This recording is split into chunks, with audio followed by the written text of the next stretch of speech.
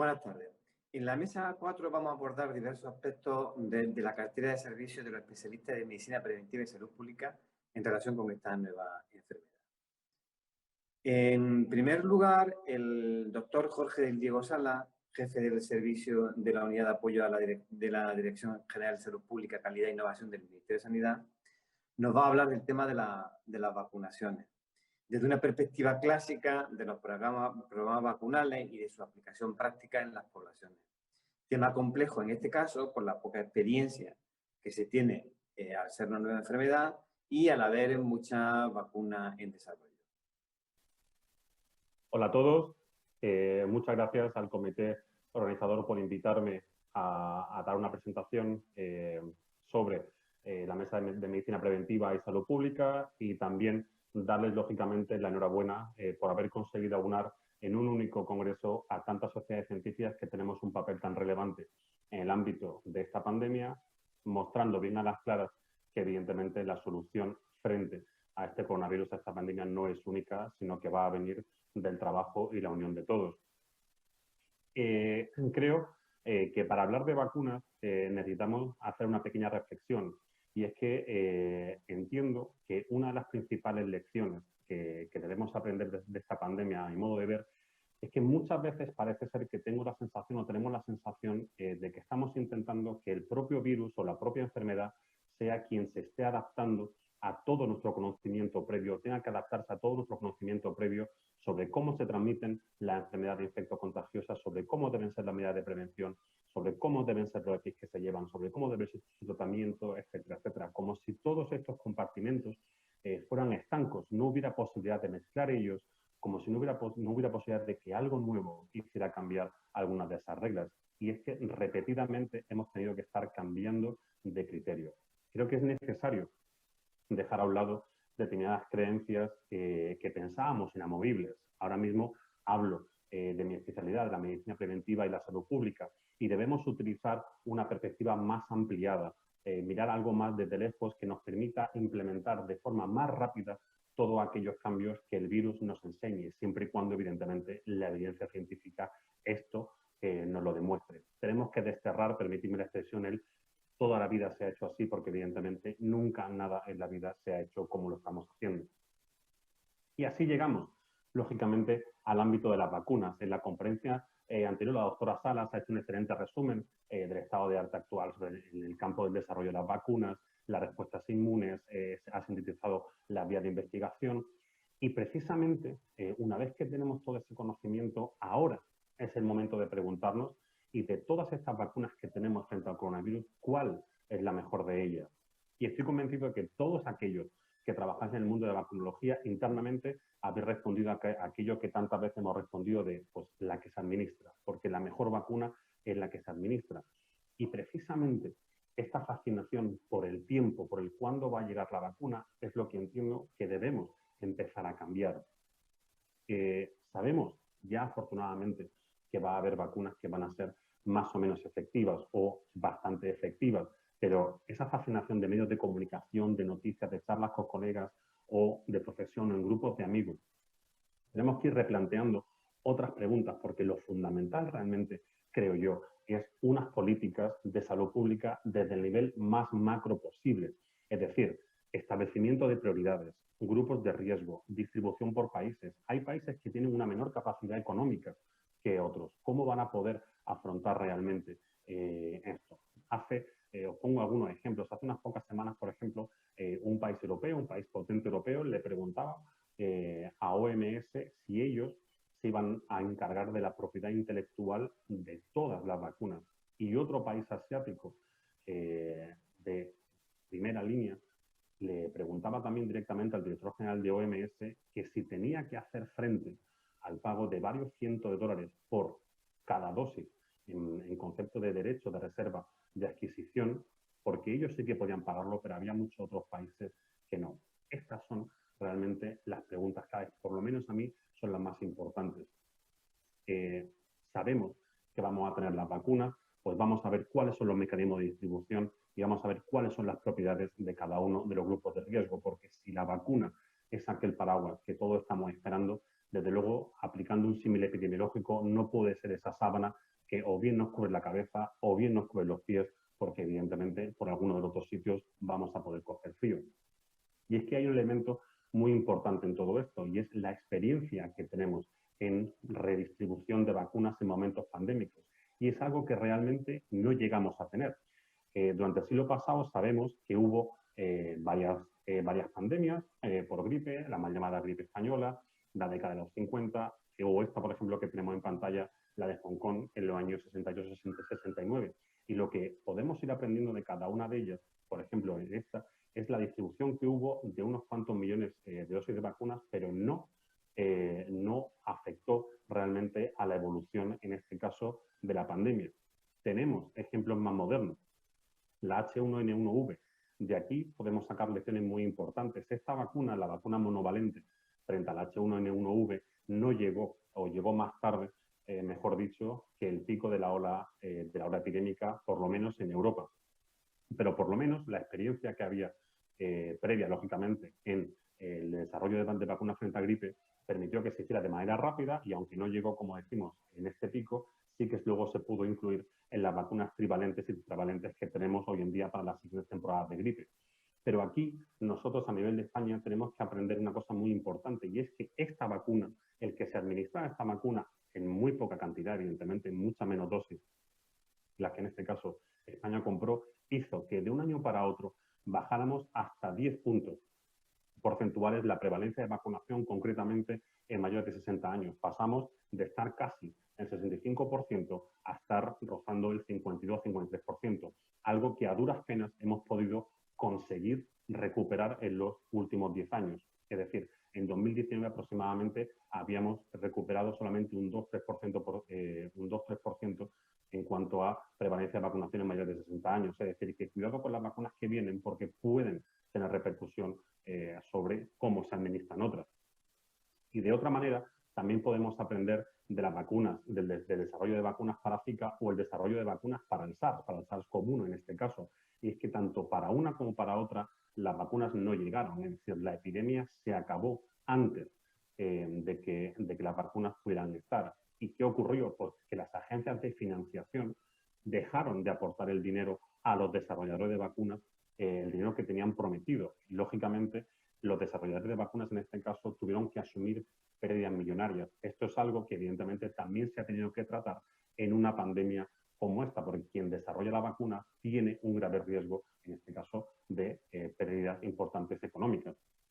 Con la vacuna del ébola pasó algo parecido, es decir, la Agencia de Salud Pública de Canadá la tenía completamente parada hasta que llegó el brote del 2013-2014 de África Occidental, donde pues prácticamente estos 2-3 años, con en este caso financiación también de Estados Unidos para los laboratorios MSD, consiguieron la evolución de la vacuna y que tengamos ahora mismo no ya solamente una, sino hasta 2 vacunas que funcionan razonablemente bien frente a ébola y que además una de ellas sobre todo se ha podido usar en esta o en el pasado brote de ébola que ha habido en el Congo, aunque ha durado evidentemente muchísimos meses. Pero aquí no podemos hablar de una distribución mundial de vacunas frente a ébola, es decir, esto no es una pandemia realmente, sino que, permitidme, podemos hablar de un plan agresivo nacional de vacunación a transfronterizo, trabajadores sanitarios, etcétera, etcétera. Por tanto, todo lo que vamos a hablar en este caso prácticamente es nuevo, es decir, todo, absolutamente, lo que tengamos que hablar sobre distribución de vacunas es algo que no hemos tenido en este caso nunca. Ahora mismo, ¿de qué vamos a hablar? Vamos a hablar del plan que tiene OMS para dar respuesta a todas aquellas preguntas que estábamos planteando. Es decir, OMS, aproximadamente por abril o mayo, creó la plataforma Los APGs, es decir, herramientas aceleradoras que tenían 3 pilares: diagnóstico, tratamiento y, en este caso, vacunas. ¿Qué es lo que trataba con esto? ¿Qué es lo que trata con este programa COVAX? Intentar que haya una redistribución equitativa, es decir, que exista desarrollo, pero que haya una redistribución equitativa de cada uno de estos 3 pilares a todos los países del mundo que en este caso evidentemente lo van a necesitar.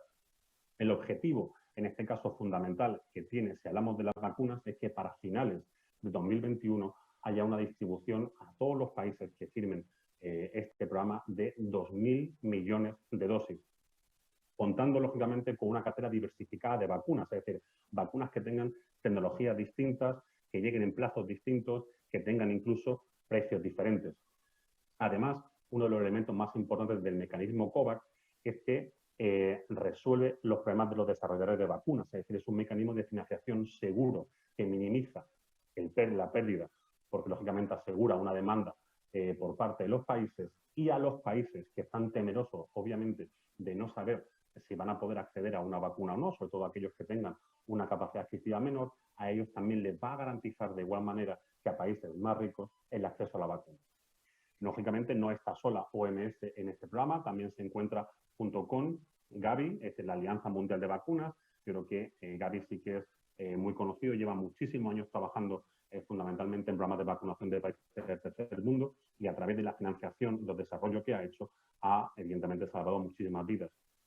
Pero junto con Gavi, quien está codirigiendo o coliderando este programa COVAX de vacunas, es CEPI. CEPI quizás es una organización menos conocida, es una organización no gubernamental, y que tiene su desarrollo después del Foro Económico Mundial de Davos en 2017. Es público-privada y está financiada en este caso por Wellcome Trust y la Fundación Melinda Gates, junto con la Unión Europea y hasta 7 países como Etiopía, Reino Unido, Australia, etc. De lo que CEPI en este caso se está encargando es del liderazgo en el desarrollo de hasta 3 vacunas con tecnologías distintas, pero también financia 9 de las vacunas que están en el portfolio de OMS. De esas 9, 7 ya están en desarrollo clínico. Por tanto, COVAX lo que tiene es un portfolio con vacunas con diferentes tecnologías, que van a llegar en diferentes plazos, que tienen precios distintos, pero que al final se va a poder negociar a través de COVAX con cada uno de estos laboratorios. ¿Pero qué es lo que ocurre? Pues que hay países, por ejemplo, como Estados Unidos, que han decidido no entrar dentro del mecanismo COVAX. Y esto es un problema porque, evidentemente, Estados Unidos, sobre todo con vacunas que se fabrican dentro de su país, puede romper el mercado y hacer que sea mucho más difícil acceder a la compra de esas dosis. Evidentemente, cae en lo que se llama nacionalismo vacunal y que luego hablaremos un poquito más de él. En cuanto a la Comisión Europea, la Unión Europea, fijaos esta noticia del 31 de agosto, donde dice que, bueno, la Unión Europea sí que se va a unir a este programa mundial de OMS, es decir, sí que forma parte de COVAX, pero, y aunque esté un poco raro esta noticia, con la diapositiva de antes quería mostrar un poco países que sí se unen y países que no se unen, y aquí lo que quiero mostrar es el texto de la noticia que aparecía por parte de la Unión Europea en la diapositiva anterior y en comparación con una noticia de la misma Unión Europea, de la misma nota de prensa de 4 días antes.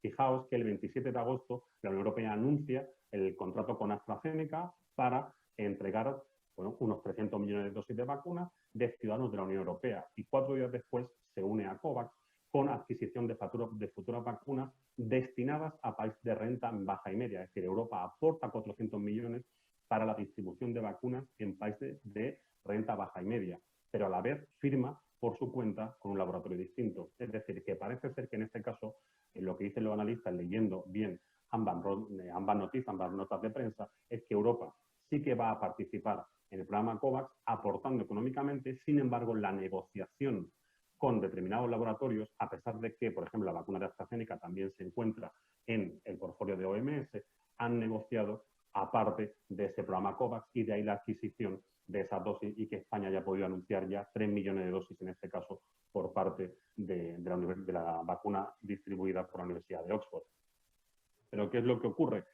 Con estas cosas, sobre todo con Estados Unidos, podemos caer en uno de los problemas más importantes que podemos tener hoy en día, y es el nacionalismo vacunal. Es decir, es ese error que podemos cometer de pensar que si yo vacuno únicamente, si yo no me preocupo de nada más, si vacuno a mi población, ya voy a dar por resuelto el problema. Y evidentemente, en un mundo globalizado en el que nos encontramos hoy, el que yo únicamente me preocupe de mí mismo, lo único que va a conseguir, como decía en este caso OMS, es hacer más larga y que dure más la pandemia, y que las repercusiones económicas no solamente afecten a otros países, sino incluso a mí mismo. Podemos hacer una analogía con los reglamentos sanitarios internacionales, es decir, el reglamento sanitario internacional previo al que tenemos ahora de 2005, que es de final de los 60, lo que decía, o básicamente, resumiendo, lo que decía es que si había un problema, si había una epidemia dentro de un país, era necesario cerrar fronteras de tal modo que nada saliera y nada entrara y se resolviera el problema. Y así, si cerrábamos fronteras, nada podría saltar y afectar al resto de los países. Eso, evidentemente, con el paso del tiempo se vio que eso no era posible y por eso el Reglamento Sanitario del 2005, que ataja ese problema teóricamente y pone el enfoque en el diagnóstico precoz de los casos. Pues bien, esto es una mentalidad, la mentalidad del nacionalismo vacunal es volver a ese Reglamento Sanitario Internacional y lo que hago es crear una empalizada, una barrera, pero en vez de con vallas, por así decirlo, con jeringuillas clavadas, pensando que eso me va a librar de este problema. Y evidentemente no es así. Y una vez que hemos hablado de COVAX, que hemos hablado de cómo la Unión Europea o Estados Unidos van a actuar y de los temas del nacionalismo vacunal, finalmente, durante todos estos días estamos empezando a ver una de las noticias más importantes, es decir, ese marco ético que nos va a permitir saber sobre quién tenemos que empezar a aplicar la vacuna. Es decir, España, por ejemplo, va a adquirir 1,5 millones de dosis. Pues el comité interterritorial que ya se ha anunciado que se va a crear para evaluarlo tendrá que decidir dónde se va a hacer. Ya en la revista Science se publicaba este marco ético, el Johns Hopkins, la Escuela de Salud Pública también ha publicado el suyo. Es decir, aquí básicamente va a haber dos grupos, uno de prioridad absoluta, donde nos vamos a encontrar a mayores de 65, grupos vulnerables, de riesgo, etcétera. Pero claro, dentro hay muchas personas. Los mayores de 65 también tienen sus cuidadores.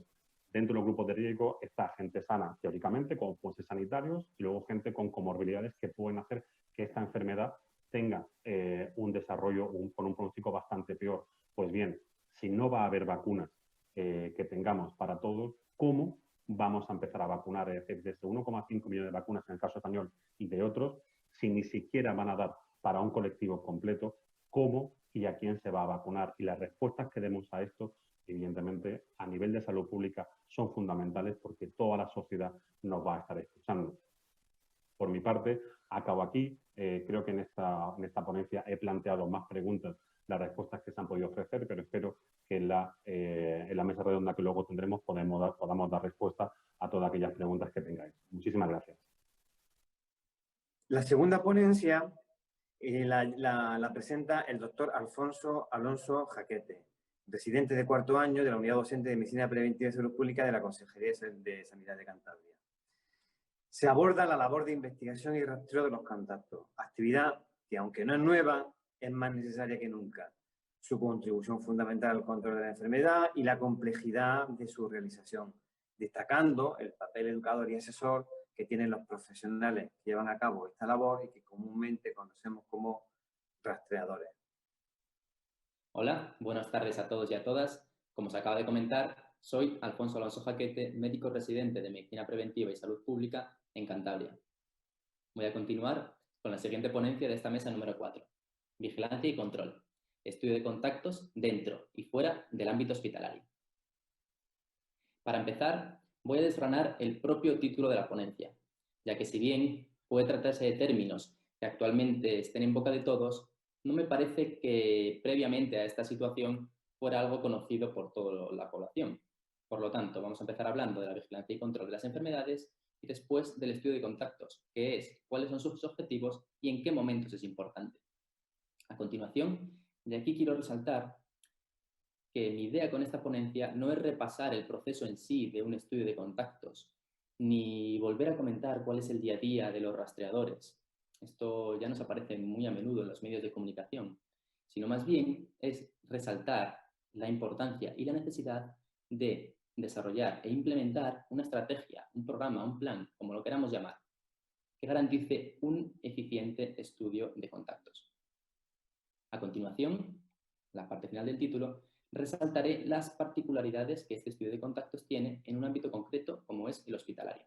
Y por último, voy a resaltar las conclusiones y aspectos que me parecen importantes y con los que nos podemos quedar de esta ponencia. Como os comentaba, vigilancia y control. Según la definición del CDC, ya por el año 1986, la vigilancia es la recogida sistemática, el análisis y la interpretación de datos sobre resultados específicos necesarios para planificar, implementar y evaluar la práctica de salud pública, siendo su eslabón final la aplicación de los datos al control y prevención de enfermedades. Y estas medidas de control y prevención de enfermedades las podemos dirigir al huésped susceptible, Como muy bien se ha comentado en la ponencia anterior, se trataría de la vacunación, que todavía no está disponible. Y por otra parte, sobre la vía de transmisión, medidas como la limpieza, la desinfección o la esterilización de superficies y materiales, las precauciones estándar, la siempre importante higiene de manos, la utilización de equipos de protección individual, de mascarillas, o también precauciones específicas, como el aislamiento o la cuarentena. Estos temas se tratarán de una forma, estoy seguro, que muy clarificante en la próxima ponencia. Siguiente término, el estudio de contactos. ¿Qué es? Pues según la definición de la propia Organización Mundial de la Salud en este 2020, es el proceso de detectar, evaluar y decidir qué hacer con las personas que se han expuesto a la enfermedad, a fin de evitar que la transmisión continúe. Detectar, ¿a qué hacemos referencia? Pues durante el estudio del caso, en la entrevista telefónica que le debemos de hacer, hay que localizar a todas aquellas personas que nosotros consideremos que han tenido un contacto de riesgo con el caso. Evaluar. Lo que nos interesa concretamente son los contactos estrechos. Es decir, tenemos que nosotros decidir si cumplen con las consideraciones de contacto estrecho. Según la Estrategia de Detección Precoz, Vigilancia y Control de la COVID del Ministerio de Sanidad, de este pasado 11 de agosto, se trataría, por un lado, definición principal, espacio temporal, haber estado en el mismo lugar a una distancia menor de 2 metros durante más de 15 minutos. Otra posible situación, haber proporcionado cuidados a un caso, sanitarios, sociosanitarios, domiciliarios, sin las medidas de protección adecuadas. Y por último, los medios de transporte. Medios de transporte de larga distancia, como pueden ser los aviones, los trenes, los autobuses, consideraremos contacto estrecho a todas aquellas personas que estén en un radio de 2 asientos del caso confirmado, así como a la tripulación que la haya atendido. Decidir qué hacer con estos contactos estrechos que ya tenemos identificados. Habrá que contactar también telefónicamente con ellos y, prioritario, indicarles la necesidad de establecer una cuarentena. Una cuarentena que durará lo que dura el periodo de incubación de esta enfermedad, el cual está entre 1 y 14 días, ya que es el tiempo en el que de desarrollar esta enfermedad puede llegar a desarrollarla. Más o menos una PCR, indico. ¿Por qué? Pues porque si bien no está indicado como obligatorio, sí que es recomendable la realización de una PCR a estos contactos estrechos que nos va a facilitar la identificación de aquellos que estén infectados. Si se realiza una única PCR, habrá que buscar el momento de una máxima eficiencia, que sería entre los 5 y los 6 días después del último contacto estrecho con el caso, ya que es la mediana de este periodo de incubación que decíamos que tenía un rango de 1 a 14. Su mediana está entre 5 y 6 días. También tenemos la opción de una PCR al final. El protocolo del Ministerio nos da esta opción para poder disminuir la cuarentena de los 14 días iniciales a 10, si esta PCR resulta negativa. La decisión ya es en función de las capacidades que cada comunidad considere. Lo que también es esencial, junto con la pauta de esta cuarentena, es la información al contacto de la necesidad de realización de esta cuarentena, aunque la PCR que se le realice sea negativa. Esto es esencial. La PCR negativa nos indica que en ese momento no hay infección, no que no la pueda haber durante el periodo de incubación. También información sobre cómo realizar esta cuarentena, sobre las posibles soluciones que se le pueden ofertar si tiene alguna dificultad con la misma. Y por último, tenemos el seguimiento. Este seguimiento podrá ser una vigilancia activa, llamadas telefónicas con la periodicidad que se determine, o una vigilancia pasiva, ya que en la propia información que se le da al contacto se le va a indicar que si desarrolla cualquier tipo de síntomas debe contactar con el sistema sanitario. Por lo tanto, vigilancia activa seríamos nosotros los que le llamáramos a la vigilancia pasiva. El propio paciente nos contactaría si desarrolla síntomas. Se le haría otra vez una PCR al momento. Muy bien. ¿Qué objetivos tiene el estudio de contactos? Pues por una parte, la obtención de información epidemiológica, información que nos permita caracterizar la pandemia. Por ejemplo, ¿cuál es el principal ámbito de contacto? La transmisibilidad. También la obtención de indicadores, como puede ser el número medio de contactos por cada caso, el porcentaje de contactos que desarrolla síntomas o el porcentaje de contactos que se convierten en un caso. Todo esto va a facilitar a los tomadores de decisión la toma de medidas y, aparte de ello, la evaluación posterior, que les va a permitir evaluar su efectividad y analizar la necesidad de cambiar o no cambiar las medidas tomadas. Por otra parte, un punto esencial, la detección precoz y, por lo tanto, el aislamiento precoz de los casos, a poder ser en el subperíodo asintomático o paucisintomático. Todo esto nos va a permitir cortar las cadenas de transmisión. Como podemos ver en este gráfico de la Organización Mundial de la Salud, la diferencia entre realizar un estudio de contactos y, de forma precoz, evitar que se siga produciendo la transmisión, el lado derecho, o en el lado izquierdo, no realizar este estudio de contactos o no conseguir cortar esta transmisión y el número de nuevas infecciones que esto conllevaría. ¿Y cuándo es importante este estudio de contactos? Muy bien, pues aquí quiero resaltar que es una medida, el estudio de contactos, que ya se realizaba desde los servicios de salud pública anteriormente, pues en enfermedades como la tuberculosis o la meningitis, y que cuando comenzó esta situación, allá por marzo del año 2020, ya se hizo estudio de contactos. Si bien es verdad que no teníamos quizás un sistema preparado para ello, para la magnitud de este rastreo, y había una transmisión comunitaria ya de un tamaño que no nos permitió mantenerlo mucho en el tiempo, pero no se dejó de hacer totalmente, sino que se priorizó, se mantuvo este estudio de contactos en ámbitos considerados esenciales, como pueden ser las residencias de mayores o como pueden ser los centros hospitalarios. A continuación, en la fase de desescalada sí que se volvió un elemento esencial de la vigilancia y el control de las enfermedades. Por lo tanto, podemos decir que incluso aunque se pueda realizar y se debe realizar si así es posible con transmisión comunitaria, resulta esencial durante la desescalada, como así hace referencia organismos internacionales como el ECDC o el CDC y los propios protocolos del Ministerio de Sanidad. Aquí podemos ver, en abril del 2020, el plan para la transición hacia una nueva normalidad. Nos cita 4 capacidades estratégicas que es necesario desarrollar. Entre ellas tenemos la vigilancia epidemiológica y la identificación y contención precoz de fuentes de contacto. Más adelante, julio, plan de respuesta temprana en un escenario de control de la pandemia. Uno de los puntos esenciales de la misma es las capacidades en el ámbito de la salud pública para la detección precoz y el control del COVID.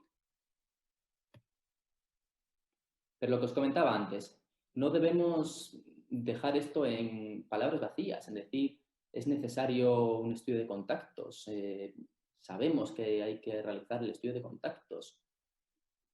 No es solo eso. Es muy importante desarrollar e implementar, como os decía antes, una estrategia, un plan, un programa, lo podemos llamar de cualquier forma, que nos vaya a garantizar que este estudio de contactos se va a realizar de una forma eficiente.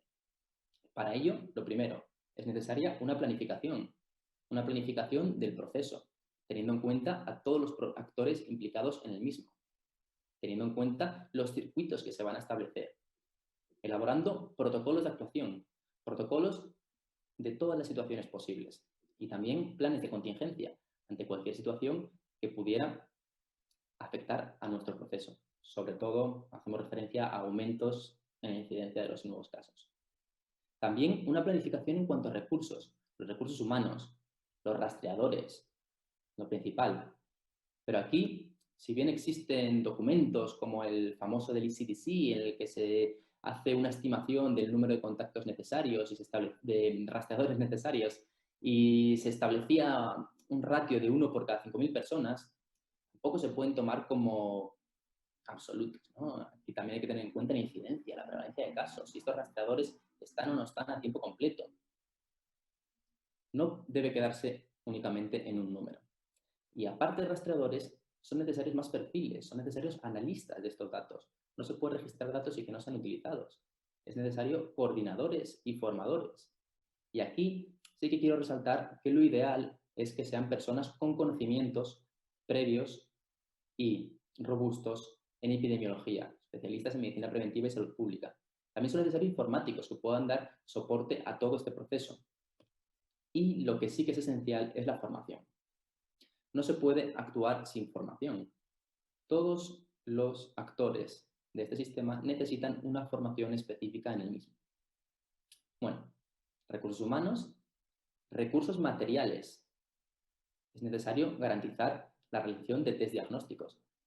Toma de muestras, transporte de las mismas, interpretación de las mismas, actuación en función de los resultados, soluciones habitacionales, recursos tecnológicos, y eso también está resultando esencial en la gestión de esta situación pandémica. Pueden ser aplicativos que favorezcan el registro y la interpretación y análisis de los datos, como GoData.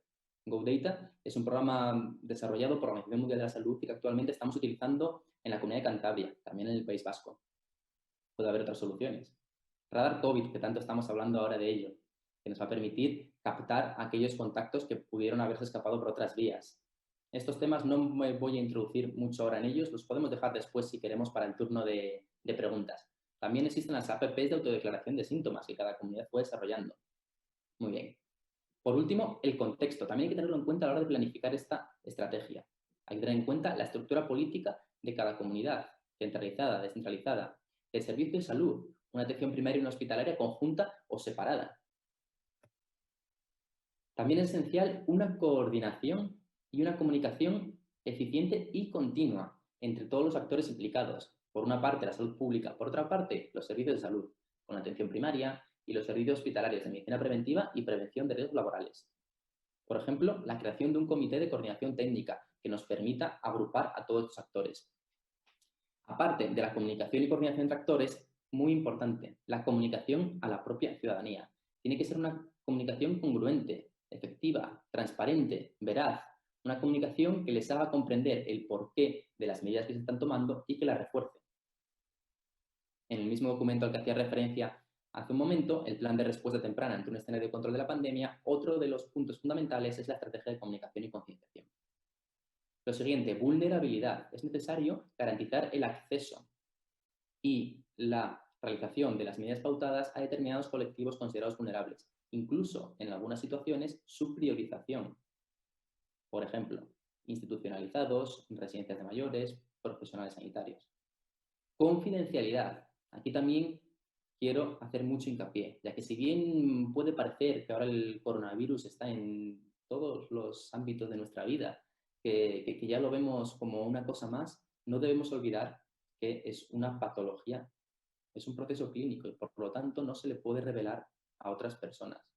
Confidencialidad tanto en el análisis de los propios datos como cuando estamos, por ejemplo, hablando con un contacto, no se le puede revelar quién es el caso al que ha estado expuesto. Como llevo repitiendo bastante tiempo, el análisis e interpretación de los datos que se registren va a ser esencial para la información epidemiológica que va a permitir la toma de decisiones. Y por último, la evaluación del propio proceso, una evaluación que nos permita identificar errores que se están produciendo y buscar soluciones. El punto final del título de mi ponencia, el ámbito hospitalario. Como os comentaba, el estudio de contactos en el ámbito comunitario pivota, está centrado sobre la salud pública, pero existen ciertos ámbitos que tienen sus particularidades, como puede ser el ámbito hospitalario. Aquí podemos resaltar que se juntan ámbitos como el hospitalario propiamente dicho, el laboral, por los profesionales que trabajan en el mismo, el sociosanitario, pacientes que provienen o que posteriormente van a ir a centros sociosanitarios, o el domiciliario, contactos previos al ingreso. Aparecen nuevos actores, ¿no? Habíamos comentado, los servicios de medicina preventiva para los pacientes, los riesgos laborales para los profesionales. El propio profesional, que puede actuar como un doble vector transmisor de la enfermedad. Por una parte, puede infectarse en la comunidad y transmitir a los pacientes en el centro hospitalario, o al revés, puede sufrir una infección en el centro hospitalario. La existencia de espacios conjuntos en los que debemos analizar muy bien las medidas de precaución y control, sesiones clínicas, despachos, espacios de descanso. También la existencia de pacientes de especial riesgo, un hospital, servicios de hematología, de oncología, incluso de técnicas que favorecen esta diseminación, las gastroscopias. Y aquí quiero citar un ejemplo muy curioso que sucedió en mi propio hospital, en el Hospital Marqués de Valdecilla, en el que se produjo un brote en una cámara hiperbárica. También, epidemiológicamente, hay ciertas diferencias, ¿no? Hay periodos necesarios para el estudio que nos va a ser difícil de establecer. Por ejemplo, el inicio de los síntomas. Son pacientes que están ingresados por una patología en el hospital, por lo tanto se pueden superponer estos síntomas y nos puede hacer más difícil, ¿no? el estudio. El momento del contagio, si ha sido previo o ha sido posterior al ingreso. La detección del caso índice, si es que este existiese. También la tasa de ataque clínica suele ser mayor. La implicación de un diagnóstico también es mayor que en la comunidad normalmente, porque se trata de pacientes con una patología previa. El número de contactos medio por cada caso es menor. Eso sí, también existe la posibilidad de eventos que favorecen la superdiseminación, y aquí es de resaltar los fallecimientos, ya que sabemos que a mayor gravedad la carga viral es mayor y por tanto mayor potencial transmisor. En los fallecidos este va a ser muy amplio y el momento del fallecimiento es en el que típicamente se produce una aglomeración de familiares y profesionales. Hay que tener cuidado con todo esto. Por lo tanto, conclusiones que quiero resaltar de esta ponencia. La importancia del estudio de contactos se basa principalmente en cortar las cadenas de transmisión para evitar que se siga transmitiendo la enfermedad. Y, por supuesto, también obtener información epidemiológica para tomar decisiones. Aparte, la necesidad de una estrategia, un programa, un plan planificado en tanto en cuanto a recursos, a procesos, a contexto, coordinado entre la salud pública y los servicios de salud e integral, que abarque todos los ámbitos, comunitario, laboral, sanitario y sociosanitario. Además, también quería reflejar, en palabras del programa del propio Congreso, me parece que el estudio de casos y contactos es un proceso que refleja la necesidad de flexibilidad y multidisciplinariedad en la gestión clínica y sanitaria. Y también, dado cómo se ha desarrollado toda esta gestión de la crisis en nuestro país, creo que da que pensar sobre la necesaria evaluación de los sistemas de vigilancia existentes y los recursos de los que disponen, humanos, materiales y tecnológicos. Muchas gracias, tanto a organizadores como a participantes y asistentes. Como ya les he dicho, soy Alfonso Alonso Jaquete, les dejo aquí por si quieren solicitarme la presentación o preguntar cualquier tipo de cuestión, mi correo electrónico y mi Twitter. Y ya que veo que me sobra algo de tiempo, quería también aprovechar este momento para destacar la importante labor de toda la ciudadanía, profesionales sanitarios, decisores políticos, población general, en la gestión de todo este proceso. Estamos moviéndonos en una gran incertidumbre e incluso en una angustia vital en la que resulta muchas veces muy sencillo ver las cosas que no funcionan, ¿no? Pero yo creo que es necesario y también se debe buscar más y resaltar que la mayor parte de la población está poniendo siempre su granito de arena y todo lo que tiene dentro para que entre todos logramos salir de esta situación lo mejor posible. Un saludo. La tercera la hace la doctora Carmen Martínez Ortega, responsable del Servicio de Medicina Preventiva de Salud Pública del Hospital Valle de Nalón de Langreo, en Asturias. En ella, la doctora Ortega va a hablar de la implementación en los centros sanitarios de las clásicas medidas de prevención y control de la enfermedad transmisible, resaltando la importancia de la dificultad para seguir de una forma rigurosa las precauciones estándar y lo difícil que va a ser implementar medidas basadas en la transmisión en una enfermedad de la que cada día aprendemos algo nuevo y donde muchas veces el foco de atención se pone en los casos atípicos, los escenarios poco habituales y no en los escenarios más frecuentes. En primer lugar, felicitar y agradecer a los organizadores de la iniciativa, en particular a la SEIM y a la Secretaría Técnica por su esfuerzo de coordinación. Soy Carmen Martínez, tengo el orgullo de pertenecer a 3 sociedades organizadoras de este congreso, pero no hablo en nombre de ninguna de ellas. El contenido de esta exposición es estrictamente personal y bueno, no tengo conflicto de interés para que reseñara al respecto. Solo aclarar que no trataré nada respecto a los multiresistentes, dado que hay una conferencia el día 16 que seguramente pues tratará de ello. Sí podríamos decir que los multiresistentes han sido arrasados, ¿no? por esta situación de pandemia, por el COVID-19, porque prácticamente desaparecieron del panorama asistencial. Realmente esta pandemia la hemos vivido y la estamos viendo así, como un tsunami que arrasa lo que encuentra a su paso, un desastre natural, ante el que nos hemos sentido muy impotentes y perdidos. Sin embargo, no se ha vivido la pandemia de igual forma en las diferentes comunidades autónomas, ni en los diferentes países. Como vemos en los últimos datos del CECAES, las incidencias acumuladas en las diferentes comunidades de nuestro territorio son bastante distintas. Esta distinta percepción nos influye a todos en nuestra visión de esta pandemia. Y lo que digo en esta exposición va a tener seguro este sesgo, ¿no? Al igual que los compañeros que han estado en Cataluña, en Madrid o en Aragón, pues la cercanía a la tragedia también les influye en su planteamiento y pueden ver algunos de los aspectos que trate pues, de forma divergente a como los voy a exponer. Es parecido a lo que vemos en esta imagen de los traídos a los informes de CAES, en los que se ve muy bien porque la estimación de la gravedad y la letalidad es diferente en la primera fase, en la que veíamos fundamentalmente fallecidos y graves, que en esta segunda, en la que vemos fallecidos, graves, pero también vemos leves y asintomáticos. Del mismo modo, la letalidad estimada con los estudios de seroprevalencia está en torno al 0,8%. Y los que habéis vivido en el grueso de los fallecimientos, pues se os antojará un dato totalmente irreal.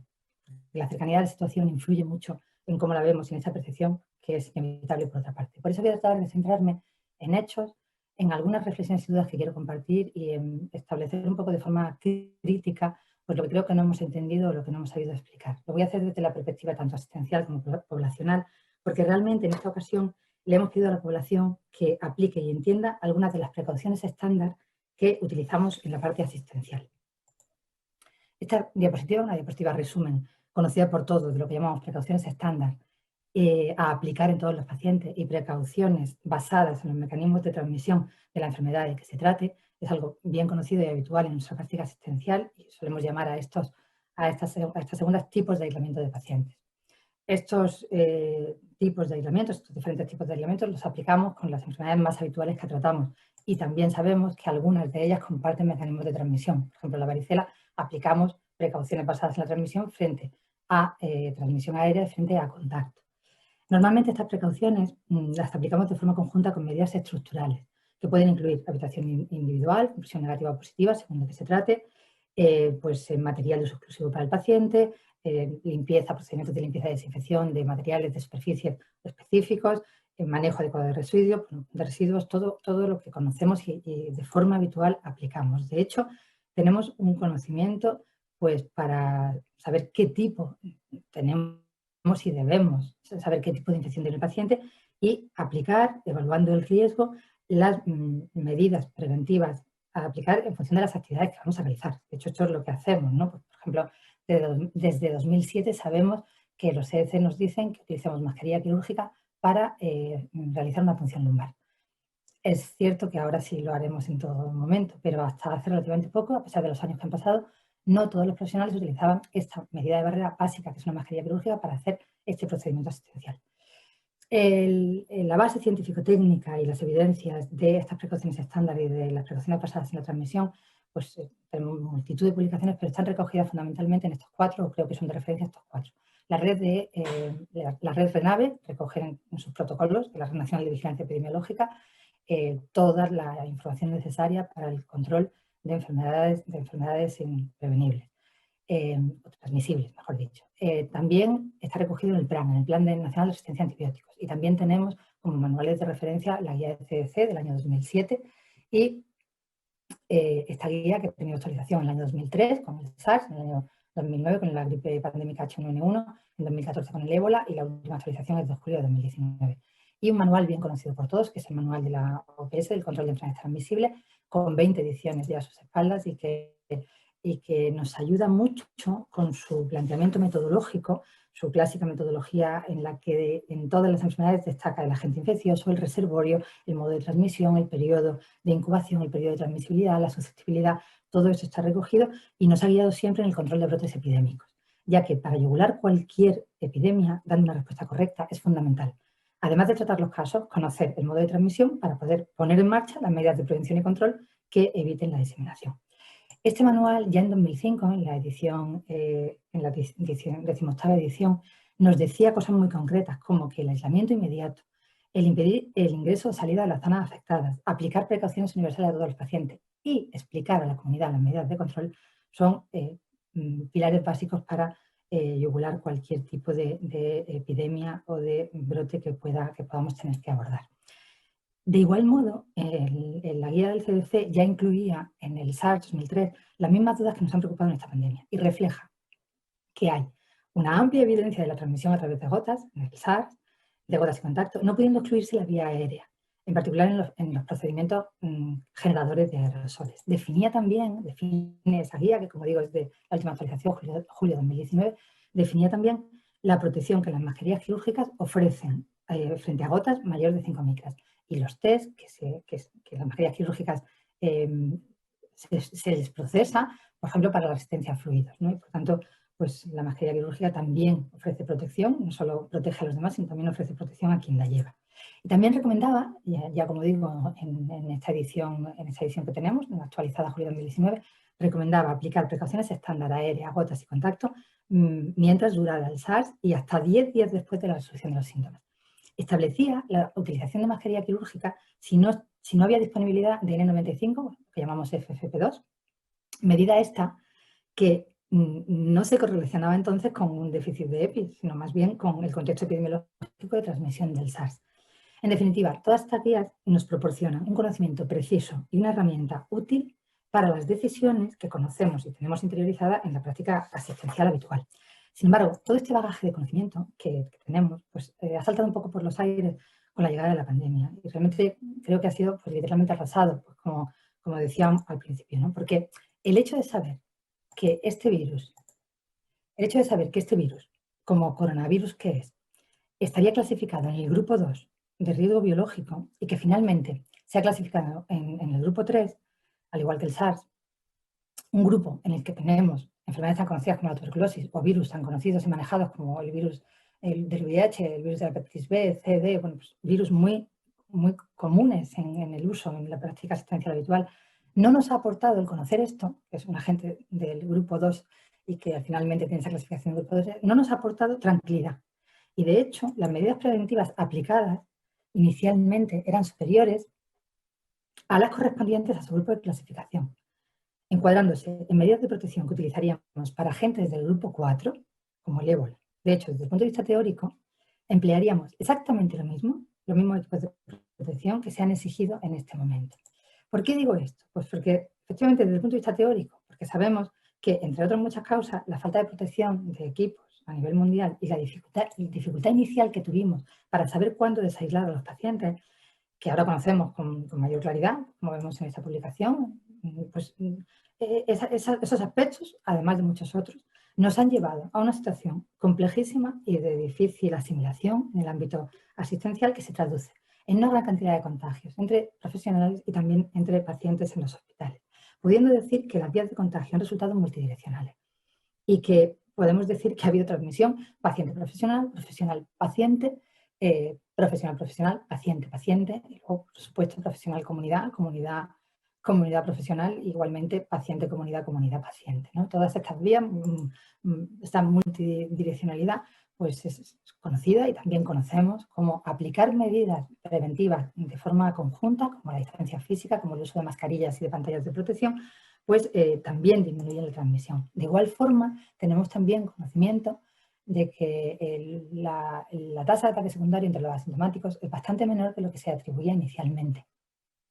Y esto tiene también su peso y, sin embargo, nos hemos enredado en algunos aspectos a nivel de medios y de discusión científica de temas que tienen una relevancia menor y que, sin embargo, ha tenido un impacto muy grande en los medios y ha generado una gran confusión en la población, porque no se ha evidenciado de forma concluyente hasta la fecha esta transmisión aérea y, sin embargo, pues como digo, ha tenido un gran impacto mediático. Sí que es claro que puede haber esa transmisión en espacios cerrados, mal ventilados, pero la contribución que tiene y el peso es mucho menor de lo conocido en la transmisión a través de gotas y de la vía de contacto. Todo ello ha contribuido a una gestión muy convulsa de la pandemia en nuestro país. Y quizá estos aspectos que reflejo en esta diapositiva, agrupados un poco en dos grandes grupos, pues han influido en la situación de angustia y de tensión con la que se han vivido muchas de las medidas preventivas que se han tomado a lo largo de la pandemia, ¿no? De hecho, la mezcla de criterios políticos y de criterios técnicos, la contraposición entre criterios epidemiológicos y los clínicos han generado un estrés adicional. Nunca habíamos vivido una situación en la que la definición de caso, piedra angular de la gestión de cualquier brote, se viera literalmente arrollada por el criterio clínico con visión individual del paciente. Los clínicos, sin embargo, han visto o han visualizado esta definición de caso como un criterio muy inflexible y anacrónico. Esto ha generado una tensión adicional. Además, la parte del sistema inmunológico conductual, ¿no?, lo que definen los psicólogos como ese sistema inmunológico conductual, también es un tema tratado. De hecho, pues la adopción de medidas de vigilancia social y la actitud defensiva de más vale prevenir que curar, también la hemos adoptado dentro del ámbito asistencial. Por ejemplo, cuando hemos requerido determinados EPIs que no se correspondían con el mecanismo de transmisión, o cuando hemos utilizado petición de pruebas que tenían una finalidad diagnóstica inicialmente y que, sin embargo, hemos terminado utilizando como un cribado poblacional. De hecho, cuando podamos ver con distancia esta pandemia, podremos probablemente relativizar los datos disponibles en este momento, siendo conscientes de que una sola vida no puede relativizarse en ningún caso, no es relativizable. Pero desde el punto de vista de análisis de mortalidad, sabemos y manejamos información epidemiológica suficiente para ver, para ser capaces de entender que cada año mueren millones de personas por enfermedades que tienen factores totalmente modificables, como puede ser el tabaco o las enfermedades inmunoprevenibles. De hecho, en España, en el año 2018, fallecieron 120.000 personas de enfermedades del sistema circulatorio, solo en un año. Y estos datos creo que no hemos sabido ni explicárnoslos a nosotros mismos como parte del cuerpo científico-técnico, ni tampoco transmitirlos a la población.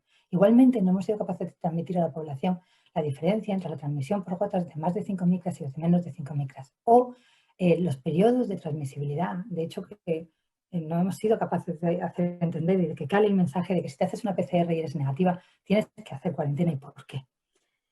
Y nos ha desbordado probablemente pues, nuestro estilo de vida social, ¿no? Pues nuestros bautizados como benditos bares por una conocida campaña de publicidad, pues, y realmente el que son, pues para muchos, y estos son datos de, bueno, datos son algunas cosas que se recogían en medios del año 2016-2018, y en el que pues, se refleja este sitio como, o sea, estos sitios, los bares, para mucha parte de la población, como lugares de encuentro, un lugar de recreo, de espacio para trabajar, para conectarse a internet, para jugar al dominó, para simplemente estar y reunirse. Y no hemos sido capaces de valorar el impacto de cambio de conducta que estamos pidiendo con la distancia social.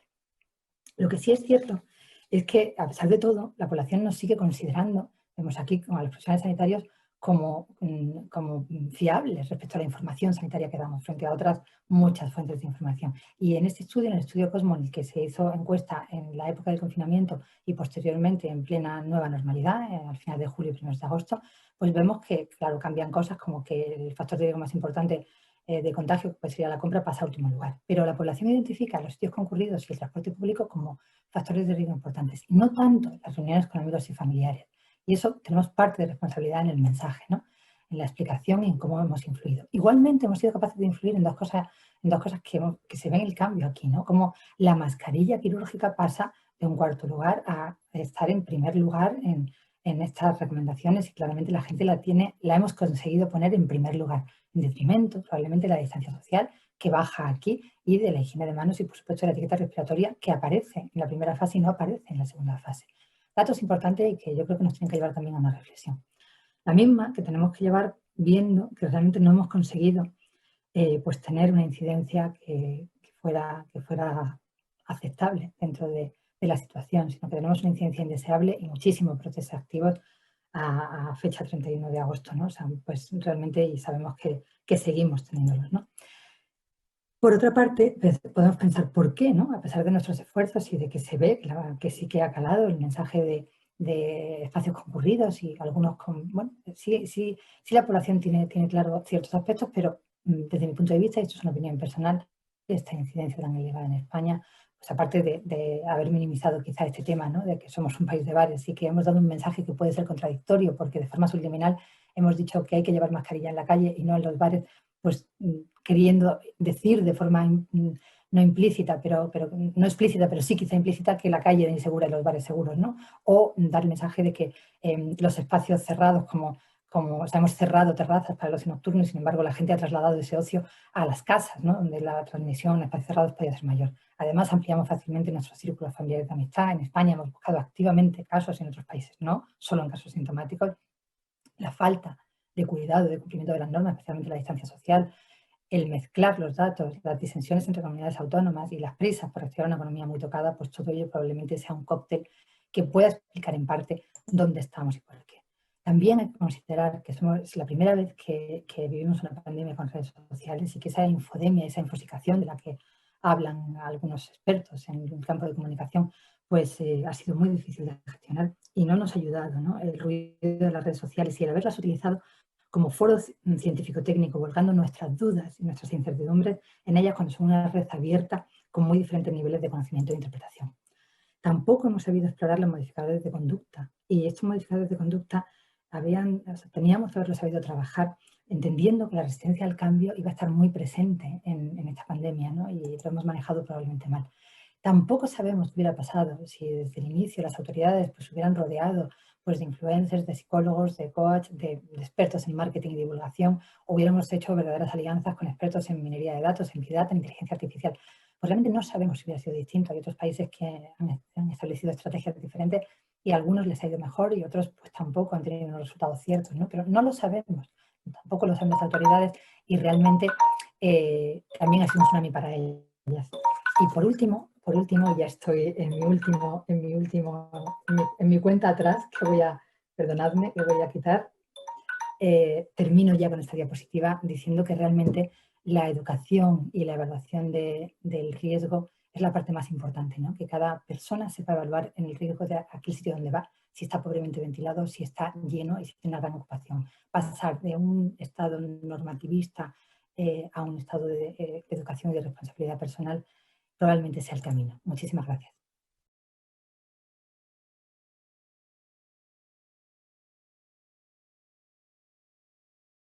Bien, pasamos ahora al apartado de comunicaciones orales. Hemos seleccionado 3 comunicaciones que reflejan el trabajo que llevan a cabo los profesionales de la salud pública usando distintas metodologías para la prevención y el control de esta enfermedad. En primer lugar, un estudio llevado a cabo desde la Escuela Andaluza de Salud Pública que lleva por título Salud y condiciones de vida durante la pandemia, una encuesta probabilística longitudinal en la que se abordan las condiciones de vida de los ciudadanos durante la fase más dura de la pandemia en nuestro país. Hola, mi nombre es Carmen Sánchez Cantalejo y la presentación Salud y condiciones de vida durante la pandemia. La crisis sanitaria ha hecho que se tomaran determinadas medidas como el confinamiento de la población.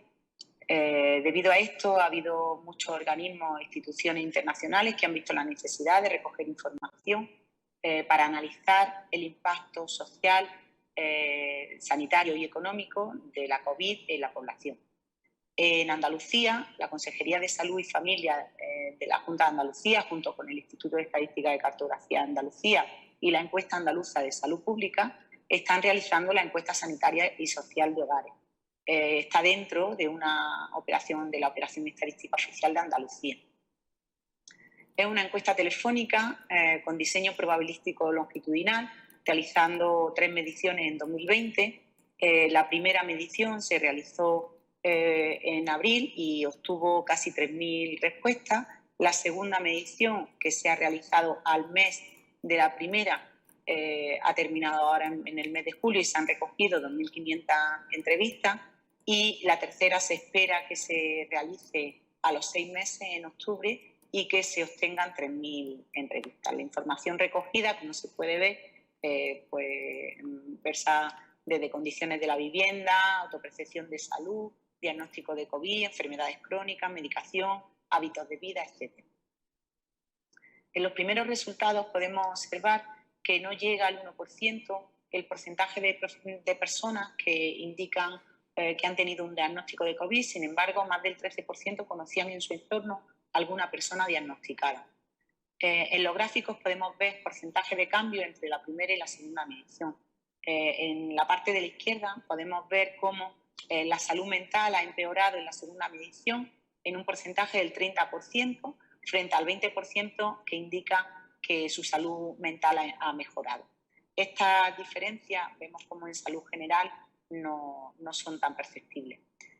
Además, en la parte de la derecha de la imagen podemos observar cómo en la segunda medición se ha empeorado determinados indicadores de bienestar emocional. Sobre todo vemos la sensación de sentirse deprimido y la preocupación del estrés de los hijos, como esa diferencia entre el porcentaje de aumento de la preocupación es mayor.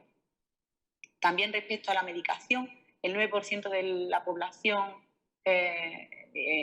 indicó que aumentó su medicación en la primera medición, y de este 9%, el 34% de ellos además indicó que volvió a aumentarla en la segunda medición.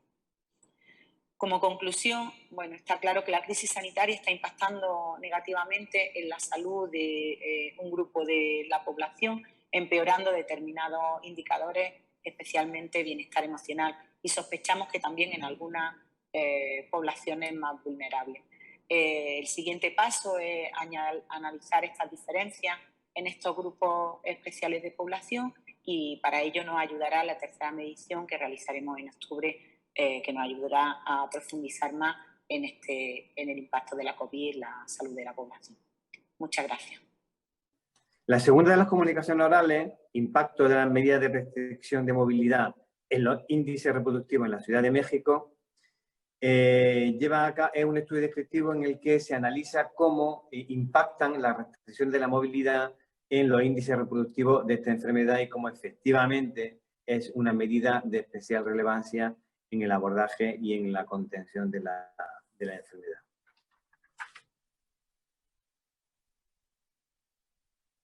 Buenas tardes, mi nombre es Óscar San Román Orozco y tengo el honor de presentarles un estudio realizado como parte de los trabajos de la Clínica de Atención Integral COVID de la Universidad Autónoma de Querétaro, de la mano de la Iniciativa de Salud Pública Aplicada de la Universidad de Nueva York, titulado Impacto de las medidas de restricción de movilidad en los índices de reproducción en la ciudad de Querétaro, México.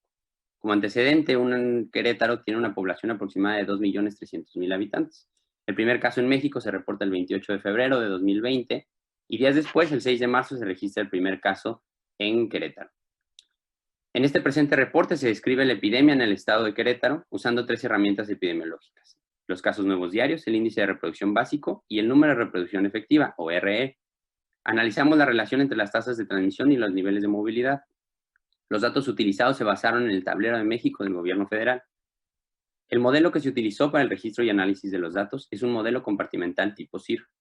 El índice básico de reproducción, o R0, la relación entre la tasa efectiva del contacto y las tasas de recuperados. El número de reproducción efectiva se calculó multiplicando el R0 por la proporción de susceptibles sobre el total de la población. Google recopiló los datos creando informes de los usuarios que han activado el historial de ubicaciones y clasifica la movilidad en 6 categorías: tiendas, supermercados, farmacias, parques, estaciones de transporte, lugares de trabajo y zonas residenciales.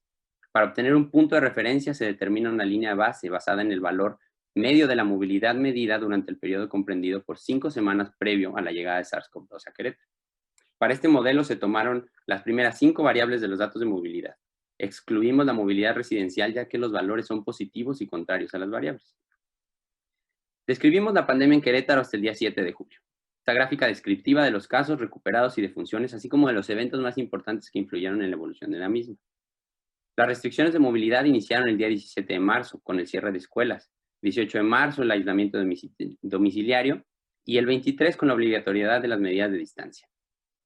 El cierre de fronteras y filtros sanitarios inicia el 4 de mayo.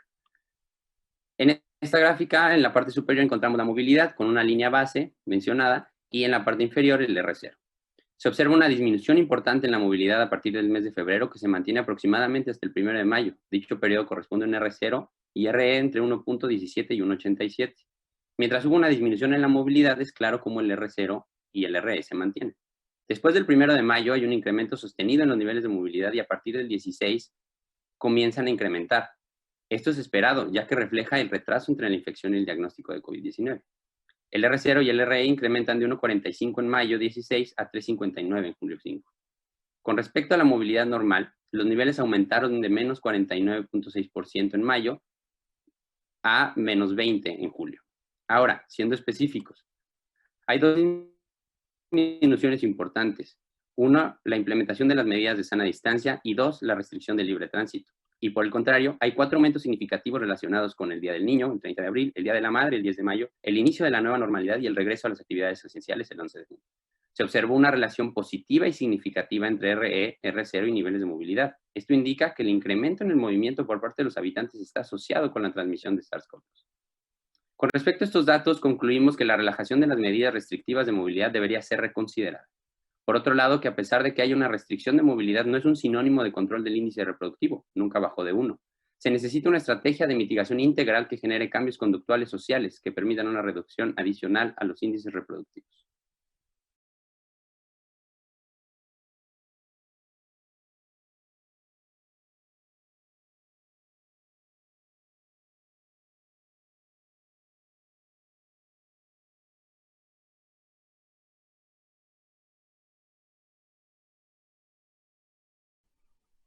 Hola, buenas tardes. Bien, pues una vez que hemos escuchado a los ponentes, lo único que me queda a mí es agradecerle la generosidad que han tenido y que, bueno, que se han ajustado el tiempo, por supuesto la alta calidad en las exposiciones, y pasamos ya, si les parece, directamente al coloquio. Bien, están entrando bastantes preguntas, con lo cual voy a intentar un poco seleccionar o por lo menos ajustarme al tiempo que tenemos establecido. Empezamos por la primera ponencia para Jorge del Diego en relación con la inmunidad. Preguntan que si en 2021 ya la población adquiere una inmunidad suficiente, ¿qué importancia tendrían los programas vacunales? Bueno, los programas vacunales van a tener, lógicamente, importancia siempre. Hay muchas cosas aún que desconocemos de la inmunidad, como para que podamos saber seguro pues si conseguiremos en algún momento inmunidad de rebaño, a partir de qué porcentaje podremos conseguir esa inmunidad de rebaño. Pero independientemente de eso, la mejor manera para que el virus no circule, no solamente con coronavirus, o con en este caso el SARS-CoV-2, sino también con cualquier otro virus o bacteria que tenemos, por ejemplo, incluido en calendarios vacunales, la mejor manera en este caso que tenemos para impedir que circule va a ser la vacunación. Por tanto, siempre, una vez que llegue la vacunación, evidentemente, para poder conseguir la prevención de esta enfermedad va a ser la mejor herramienta que tengamos para conseguirlo. Perfecto, gracias. Siguiendo con vacunas. Un poco en un ámbito más político, Estados Unidos parece que no está muy comprometido con la distribución equitativa de la vacuna que requiere la OMS, ¿no? Teniendo en cuenta que las vacunas más avanzadas son de origen chino o ruso, ¿se puede llegar a politizar la difusión de la vacuna y, por tanto, representar realmente un hándicap, un problema de equidad para la población? Pues yo espero que no, sinceramente, y creo que a nivel internacional se están dando los pasos adecuados para conseguir impedirlo, tanto a nivel público como a nivel privado. Es decir, a nivel público ya hemos explicado el mecanismo COVAX, donde hay instituciones público-privadas, Gavi, CEPI y la propia OMS, evidentemente, y a través de ellos están tratando de garantizar el acceso de todos los países del mundo equitativamente a las vacunas, es decir, países del llamado primer mundo y países, pues de países que tienen menor poder adquisitivo, países más pobres o en vías de desarrollo. Y ahí se está tratando de garantizar mediante este tipo de mecanismos de financiación seguros. El hecho de que OMS tenga, como comentaba la pregunta, problemas con OMS por el tema de las vacunas, es decir, nos viene por desgracia ya el problema de hace unos meses, cuando Donald Trump en este caso decidió interrumpir la financiación que Estados Unidos daba a OMS. Entonces, bueno, al venir un poquito más de lejos, pues evidentemente con el tema de las vacunas se acentúa. Pero sí que hay una cosa muy importante y decíamos el papel que está teniendo lo público para garantizar esto, pero también las instituciones privadas, es decir, los laboratorios, también están tratando de dar mensajes positivos a la sociedad que hablen de que se va a repartir de forma justa, equitativa y sobre todo cuando sea segura la vacuna. Y de hecho la semana pasada los 9 principales CEOs de los laboratorios que más avanzados tienen el desarrollo de las vacunas firmaron un documento en conjunto para impedir estas carreras alocadas y garantizar que esa vacuna llegue cuando tenga que llegar.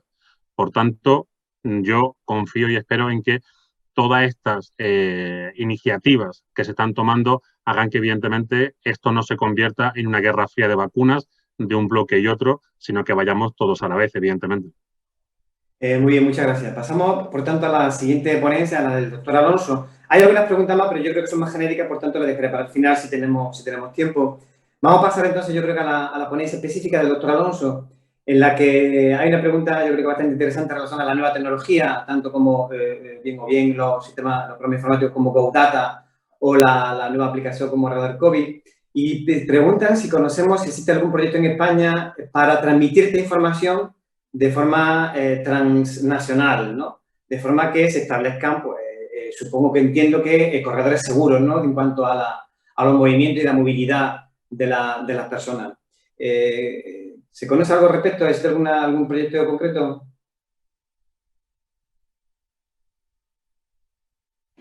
Sí. Hola, buenas. La verdad que resulta una idea muy interesante y un proyecto que simplificaría mucho las cosas, pero que a su vez es muy difícil, yo creo, ahora mismo de realizar, ¿no? Se citaba a lo mejor la posibilidad del GoData. GoData es más bien una herramienta para el registro y el análisis posterior de la información, que incluye muchos datos propios de cada sistema, y ya es algo que estamos viendo que incluso a nivel nacional tiene sus dificultades, ¿no? Entre las diferentes comunidades aquí en España, en donde está la plataforma CIVIES, que es donde se puede realizar este tipo de intercambio, y quizás sería muy recomendable y sobre todo de gran utilidad la existencia de algo similar, pues, a nivel europeo y a nivel transnacional con otros países, ¿no? Pero que yo sepa actualmente. De acuerdo. Siguiendo un poco en esta línea de la nueva aplicación de radar COVID, que yo creo que todos somos conscientes de que podemos estar temerosos de la forma en la que se hace uso de nuestros datos. Y en relación con la confidencialidad y protección de datos, hay un par de preguntas. Por una parte, ¿sería punible la revelación de identidad por parte de particulares o de medios de comunicación? Entiendo que de las personas que están afectadas. Y por otra parte, en relación a que esta protección de datos no debieran obstaculizar o limitar la efectividad de las medidas que recomiendan las autoridades sanitarias. ¿Qué piensa al respecto de todo este tema? Sí, totalmente. Aquí, bueno, siempre existe, ¿no? El dilema entre la necesaria custodia de la privacidad del individuo, ¿no? y la utilización de ciertos datos para la toma de decisiones, ¿no? Pero hay que tener en cuenta que todo esto está muy amparado en el ámbito legal, ¿no? Pues, si bien la propia Ley General de Salud Pública, incluso la propia Constitución y la Ley Orgánica de Autonomía del Paciente va a cubrir, ¿no? la anonimicidad del estado de salud a nivel personal siempre. Luego también tenemos el Reglamento General de Protección de Datos, en el que más bien a nivel poblacional, ¿no? Y aquí es donde sí que se hace, en esta situación específica como es la pandemia de COVID, un poco una abertura, una mayor facilidad para la recogida de información para la toma de medidas de salud pública, pero información a nivel poblacional, nunca información individual sobre el estado de salud de una persona. Perfecto. Muchas gracias, doctor Alonso. Si le parece, pasamos a la siguiente ponencia, si nos queda tiempo retomamos algunas preguntas. Para la doctora Martínez Ortega, en relación con el índice de reproductividad, ¿piensa que con los datos que tenemos el índice de reproductividad es igual que el de la gripe? ¿O es más, se parece más al SARS-CoV-1? Y eso da lugar a que, por ejemplo, en áreas de mayor densidad de población, la transmisión sea mucho más efectiva. Y al hilo de esto, ¿hemos transmitido realmente esto bien a la población? Y, por tanto, esa falta quizá de transmisión de la información sea la responsable de que nos encontremos en esta segunda ola. ¿Qué piensa al respecto? Bueno, como decía en la presentación, realmente estamos todavía dentro de la situación pandémica. Por tanto, la evaluación final, tanto del R0, del número básico de reproducción, como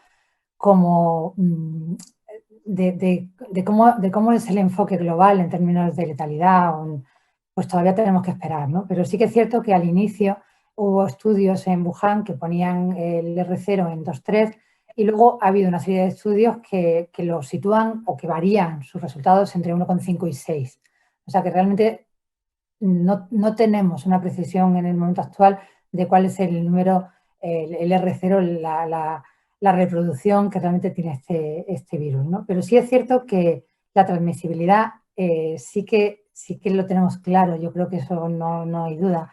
Está muy relacionado con espacios cerrados, con espacios cercanos, con contacto estrecho y ahí es donde realmente en sitios con mayor densidad de población, obviamente, la transmisión ha sido mayor. también porque es mucho más difícil que el confinamiento, pues, por temas relacionados con economía, con estilo de vida, con estatus vital de la población, o sea, pues, dónde vive la gente, cómo se relaciona la gente en una ciudad grande, pues evidentemente no es igual ni las condiciones de vida. Por tanto, sí que en sitios más densos es mucho más lógico y más explicable. Pero bueno, también ha habido situaciones que han sido, bueno, pues relacionadas con brotes, por ejemplo, como en Aragón, ¿no? Pues relacionado con las condiciones de vida de los temporeros. Bueno, tiene mucho que ver esa densidad de población, efectivamente, ¿no? Y sí que podemos decir que no podemos definir en este momento si es igual al SARS-CoV-1 o si va a ser mayor. Pero nos vamos a mover por ahí, entre el 1,5 y el 6,5 yo creo que tenemos datos suficientes de información. También tenemos que esperar porque de momento seguimos diagnosticando en este momento muchísimos casos leves y hay que ver al final de qué número estamos hablando de infectados, cuántos asintomáticos, si somos capaces de discriminar, tenemos entre esos infectados y en función de eso la estimación de la gravedad y de la letalidad. No creo que sea el momento de poder dar un dato preciso, ¿no? Yo creo que todavía estamos en el ojo del huracán. Bien, muchas gracias porque precisamente creo que efectivamente hay que dejar claro muy claro eso, ¿no? Que nos falta todavía mucha información para afinar, ¿no? En la epidemiología de esta enfermedad y que yo también pienso que estamos todavía en la misma onda pandémica y que por tanto no podemos todavía hacer muchas conclusiones al respecto. Pero al hilo del tema de la transmisibilidad, de la facilidad de la transmisión, también hay una pregunta en relación con qué importancia tiene en determinadas áreas asistenciales, áreas clínicas, consultas médicas, la ventilación y la aireación de la estancia. ¿Qué le parece? Bueno, en ese sentido estamos otra vez un poco en un punto clave. O sea, estamos por definir cuáles son las vías de transmisión y la carga de cada una, o sea, el peso que tiene cada una de esas vías de transmisión. Sí parece que el mayor peso es gotas gruesas, más de 5 micras, porque es donde se están produciendo en entorno cerrado, cercano, donde se está produciendo la mayor parte de los casos. Pero también es cierto que hay estudios consistentes en los que se ha demostrado transmisión aérea con partículas menores de 5 micras en entornos cerrados que en el conjunto de los estudios que hay son más anecdóticos, pero que también tienen un peso. Y obviamente los hospitales en nuestro país, en muchísimas otras partes del mundo, no son edificios que estén, sobre todo los que tienen una gran antigüedad, pues que tengan todos los requerimientos en las zonas comunes, sobre todo, no tanto en las zonas críticas, como pueden ser quirófanos, como pueden ser zonas de alto riesgo, donde sí que las condiciones de climatización están muy normalizadas y muy aseguradas, pero hay otro montón de espacios que hemos compartido de forma estrecha y continua y que efectivamente no tienen condiciones de filtración, que no tienen unas condiciones específicas. Entonces, sí que pueden primar las dos líneas de trabajo, o sea, hay que procurar que sean espacios ventilados, con ventilación natural y abriendo ventanas en los casos en los que no sea perjudicial el abrir ventanas, porque muchas veces también las ventanas pues, pueden dar lugar a paso a la zona asistencial pues, de insectos o de suciedad o de contaminación ambiental, ¿no? Entonces hay que poner el equilibrio entre esa ventilación aérea y sobre todo con que uno evalúe qué riesgo tiene una determinada distancia. O sea, el tema es procurar maximizar las distancias y precisamente si hay un espacio muy cerrado donde no es posible mantener una distancia y no es posible ventilar, digamos que confluyen, ¿no? Pues todos los factores de riesgo para comprar más papeletas, vamos a decir así. Entonces, hay que evaluar esos espacios y efectivamente en una ocasión pues habrá que clausurar determinados espacios o habrá que redistribuir los procesos asistenciales para hacerlos con el mínimo riesgo posible. Pero en líneas generales, yo creo que las zonas críticas están muy controladas en el ámbito hospitalario y las zonas que hemos considerado de riesgo medio o de riesgo bajo tenemos posibilidad de hacer distancia, como pueden ser las salas, como pueden ser las salas de espera, y con medidas que ya se han puesto en marcha, que son estructurales y que se han puesto en marcha en todos los hospitales.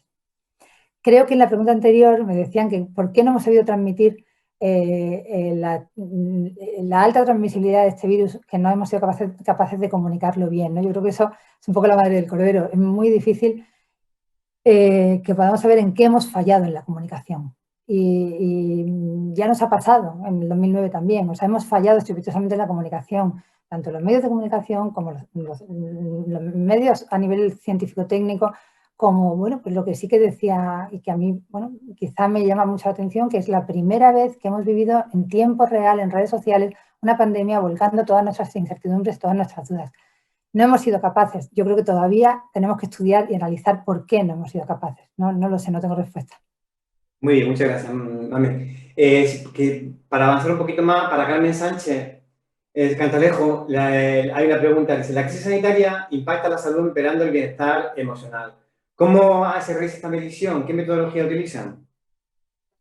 Bueno, nosotros hemos realizado una encuesta longitudinal que ha tenido varias mediciones, ¿no? Hasta ahora llevamos 2, se prevén otras 2 de las que ya tenemos financiación, la próxima será en octubre. Y bueno, se hace un muestreo aleatorio, se recoge en función de la población andaluza, en este caso es los resultados de la población andaluza, y se pondera en función de las características de la población para obtener la representatividad adecuada para poder hacer esa referencia a los datos poblacionales, ¿no? No sé si he contestado un poco a la pregunta. Vale, gracias. Bien, a ver, acaba de entrar una pregunta que yo creo que el ponente la respondió, pero bueno, me parece importante dejarlo claro. Dice la pregunta, si utilizamos, la respondería el doctor Alfonso Alonso Jaquete. Si utilizamos la PCR para diagnóstico ante síntomas leves e inespecíficos y en caso de que esta sea negativa, no indicamos aislamiento. ¿Por qué si indicamos aislamiento en los contactos de un positivo si ese contacto tiene una PCR negativa? Parece un poco lioso, por lo tanto a mí me cuesta un poquito entenderla, con lo cual, si te parece, Alfonso, la voy a contestar yo si tengo algo, si me equivoco me corrige, pero básicamente creo que lo has dicho muy claro, ¿no? El aislamiento hay que establecerlo, el aislamiento o cuarentena, que este es otro tema, ¿no? ¿Cómo? ¿Qué terminología utilizamos y cómo esa terminología se maneja en los medios de comunicación y, por tanto, muchas veces nos complica la labor de comunicación, como decía Mamen ahora, ¿no? Es decir, hay que hacer cuarentena porque hay que asegurar que durante el periodo de incubación de la enfermedad no aparece una positividad y, por tanto, aunque la PCR es negativa, en un estudio de contacto hay que establecer ese aislamiento o cuarentena, como le queramos denominar. ¿Me equivoco? ¿Lo digo bien, Alfonso? Sí, perfectamente. Yo lo único, el reflejar el término aislamiento en referencia a un caso, por lo tanto, a una persona con infección confirmada, y el de cuarentena utilizarlo para un contacto, ya que es una persona sana que puede llegar a desarrollarlo. Y al final el aislamiento en una persona enferma hace referencia al periodo de transmisibilidad y el contacto de una persona en este momento sana al periodo de incubación. Por lo tanto, tener en cuenta que son términos inherentes distintos los que hacen referencia a cuarentena y aislamiento. Por eso hay veces que puede resultar un poco difícil de comprensión para la población general. Ya no solo esto, sino también el decir, ¿por qué dura más una cuarentena que un aislamiento? Porque yo soy un contacto, hay veces que tengo que estar más tiempo con mi domicilio que una persona que está infectada. Tened en cuenta eso, que no estamos haciendo referencia al mismo concepto. Bien, perfecto, de acuerdo. Acaba de entrar otra, también yo creo bastante interesante. No sé si nos va a dar tiempo realmente a contestarla porque creo que es bastante ardua. Y hace referencia al tema de la transmisión por aerosoles, ¿no? Preguntan que por qué ni la OMS ni el Ministerio de Sanidad en España siguen sin reconocer o darle la importancia que merece la transmisión por aerosoles, ¿no? ¿Qué pensáis? Cualquiera, yo creo que va mucho enfocado a la doctora Martínez Ortega, pero bueno, ¿qué pensáis o qué opináis al respecto? Bueno, si os parece, puedo contestar, pero a lo mejor alguno de vosotros podéis aportar alguna visión complementaria. Vamos a ver, en el tema de la transmisión, yo creo que tenemos que ser capaces de priorizar. Igual que en el tema de las medidas preventivas, igual que en el tema de la educación a la población en términos generales. O sea, efectivamente, la transmisión aérea se ha constatado en determinados estudios pequeños, complejos metodológicamente, con un tamaño muestral no demasiado elevado y efectivamente la transmisión aérea no se puede negar porque no podemos decir que no la haya. Y nadie la niega, yo creo que nadie la niega. lo que yo creo que es importante, porque creo que a nivel de medios se ha creado una situación ficticia entre que hay gente que niega la transmisión aérea y gente que afirma que es por gotas. No, son transmisiones complementarias y es probable que incluso todavía nos puedan faltar vías de transmisión. En principio, lo que se ha dicho y lo que sí que ha constatado la pandemia con todo lo que sabemos en este momento es que la vía principal de transmisión es por gota gruesa que se transmite en un entorno cercano cuando está a menos de 1,5 metros. Por tanto, la distancia social es la medida principal para evitar esa transmisión. O sea, la principal, la más difícil de cumplir, sin ninguna duda. Porque tiene muchas implicaciones, muchas connotaciones estructurales, muchas connotaciones sociales, muchas connotaciones de comportamiento y de conducta. Pero evidentemente se añaden a eso otro montón de medidas que son complementarias y que ayudan, porque además de la distancia, si pones una barrera como es una mascarilla, pues esa gota se retiene. Y si además pones una higiene de manos continua y no tocarse la cara o hacer higiene de manos de forma continua o hacer una limpieza del entorno, minimizas la transmisión por contacto de esas gotas que se quedan en el entorno que te rodea. Por tanto, yo creo que lo que hay que dejar claro es que no hay los partidarios de la transmisión aérea, que es la principal y que por tanto nos estamos equivocando porque no reconocemos la transmisión aérea. No es así. Todos reconocemos la transmisión aérea. O sea, la vía respiratoria global, que es la que incluye gotas de menos de 5 micras y gotas de más de 5 micras, es una transmisión de este virus como de todos los virus respiratorios. Lo que pasa es que algunos de ellos se transmiten de una forma mucho más preponderante a través de gota gruesa y otras bacterias, como puede ser la tuberculosis, como puede ser la varicela, está demostrado que la transmisión, el mecanismo de transmisión es fundamentalmente por gota pequeña y por vía aérea. Entonces, en este caso concreto, sabemos que la transmisión de forma global, de forma más que global, el grueso de la transmisión es por gota gruesa. Y por tanto, hay que dirigir las principales medidas de control y de barrera hacia esa gota gruesa. Y además, cuando podamos poner medidas de transmisión para la aérea, como por ejemplo puede ser en el entorno hospitalario, cuando sabemos que la probabilidad de que sea gota pequeña es mucho mayor, como en procedimientos por aerosoles que generan aerosoles documentados, como puede ser en procedimientos de anestesia, como pueden ser determinados procedimientos en relación con la vía aérea, como puede ser una broncoscopia, todo eso puede generar aerosoles de forma más cierta y por tanto hay que aplicar medidas para esas situaciones concretas. Pero de forma global, lo que hay que hacer es ser muy prioritario que la gente entienda el mensaje grueso, o sea, el mensaje que nos va a quitar el 95% o el 99% del problema. Centrarnos en el 2, 3 o 4% que puede ser la aérea es olvidar o poner mucho menos hincapié o hacer mucho menos hincapié en el 95% que es la gota gruesa y que muchas veces es lo que estamos descuidando. En los bares, en las reuniones familiares, al quitarnos la mascarilla, en las zonas de descanso de los hospitales, en la forma de relacionarnos y el considerar muchas veces que la mascarilla sustituye la distancia social o incluso la higiene de manos y la higiene del entorno. La mascarilla no viene a sustituir, es una medida complementaria y la medida principal de transmisión de gota gruesa es la distancia y esa hay que mantenerla aún teniendo mascarilla. ¿Por qué no somos capaces de transmitir esto? Sobre todo no somos capaces de incorporarlo a nuestra conducta, pues porque no es nuestro modo social ni nuestro modo de vida y cambiar conductas es lo más difícil que tenemos en el entorno de la educación sanitaria y de la educación poblacional y eso unido a toda la situación de estrés y de crisis, de comunicación y de tensión y de miedo que se ha transmitido en torno al COVID explica, yo creo, esta situación que tenemos, ¿no? de incertidumbre y de desconfianza, ¿no? hacia lo que decimos que son las vías de transmisión principales. Vale, gracias, Mame. Hay una pregunta que Jesús, ¿sí? Yo únicamente por apoyar lo que decía Mami en relación con lo que apuntaba la pregunta de que OMS o el Ministerio en este caso no reconocen la transmisión por aerosoles. Bueno, OMS ya en su rueda de prensa de 9 de julio ya reconoció, bueno, a su manera evidentemente, pero sí reconoció la transmisión por aerosoles y luego en los documentos de información científico-técnica del Ministerio está expuesta la evidencia que recoge en este caso CAES acerca de la transmisión por aerosoles. Por tanto, tanto una institución como la otra hablan de la transmisión a través de aerosoles, pero evidentemente con la preponderancia de la transmisión por gotas que Mamen explicaba en este caso perfectamente.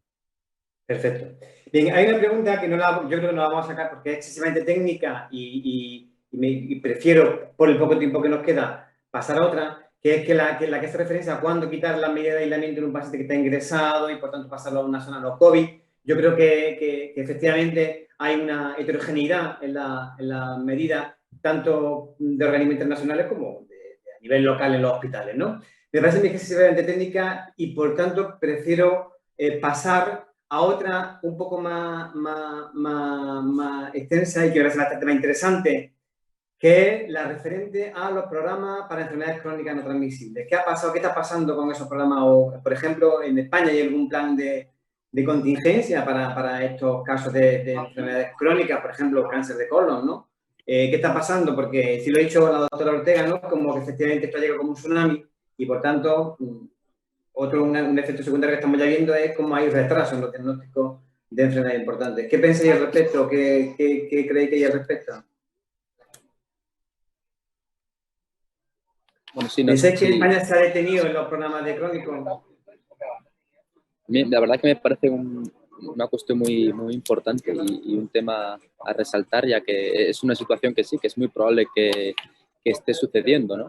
Ya no solo por la cierta desincentivación a la presencialidad de las consultas, ¿no? Incluso al miedo del propio paciente a acudir y a la no siempre sencilla adaptación a la telemedicina en estas situaciones, ¿no?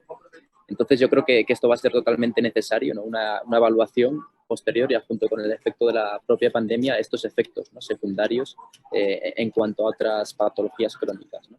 Yo hasta ahora, la verdad que lo único que yo conozco, lo único publicado es desde actores civiles, desde asociaciones de pacientes o plataformas de pacientes, que yo sepa actualmente no hay evaluaciones oficiales, ¿no? por así decirlo, a nivel gubernamental. Pero vamos, que totalmente necesario. ¿Alguna otra aportación? Sí.